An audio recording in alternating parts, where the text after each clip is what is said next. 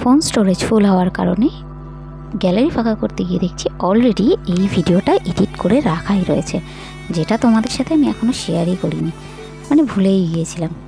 এবার এই ভোলার জন্য যে আমাকে কি পানিশমেন্ট করবে সেটা আমি জানি না। যাই হোক, এই কেকটা যে অর্ডার করেছিল সে আমার রিপিট কাস্টমার এবং আমার খুব ভালো বন্ধু। সে তার বন্ধুর স্বাদের জন্য এই কেকটা আমার কাছে অর্ডার করেছিল। তার দুটো কথা, এক তার বাজেট অনুযায়ী করে দাও, আর দ্বিতীয় হচ্ছে সবাই যেন বাহ বাহ বলে। আমি যেমন তোর কেককে খুব প্রশংসা করি, সবাই যেন তোর কেককে খুব প্রশংসা করে। তুই কিন্তু সেইভাবে বানাবি। থ্যাংক ইউ ঋতু, আমাকে এতটা ভরসা করে প্রতিবার অর্ডার দেওয়ার জন্য। এবার বেবি শাওয়ারের কেক স্বাভাবিক পিঙ্ক অ্যান্ড ব্লুর মধ্যেই হবে, তো আমি সেরকমভাবেই করেছি। আর করেছিলাম কিছু স্টিকার কেটে এনে সেইগুলো থেকে ডেকোরেশন করে দিয়েছি।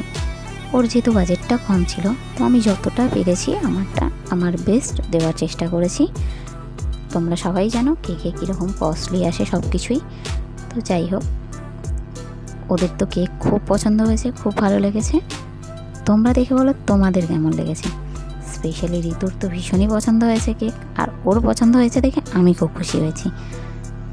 এখানে আমি ওর তো ভালো লেগেছে, ভালো কথা, বাকিদের কেমন লাগলো সেটাও তোমাদের রিভিউর মাধ্যমে আমি দেখিয়ে দিই। মানে তাদের রিভিউটা আমি তোমাদের ভিডিওর মাধ্যমে দেখাচ্ছি। তোমরাও এবার দেখে বলো তোমাদেরও ভিডিওটা কেমন লাগলো। আর হ্যাঁ, তোমরা যারা বাগুইটির আন্ডারে থাকো, কলকাতা বাগুইটির মধ্যে থাকলে এই নাম্বারে যোগাযোগ করে আমার কাছ থেকে কেক নিতে পারো। ভিডিওটা যদি ভালো লেগে থাকে লাইক শেয়ার সাবস্ক্রাইব করে পাশেই থেকো। Thank you so much.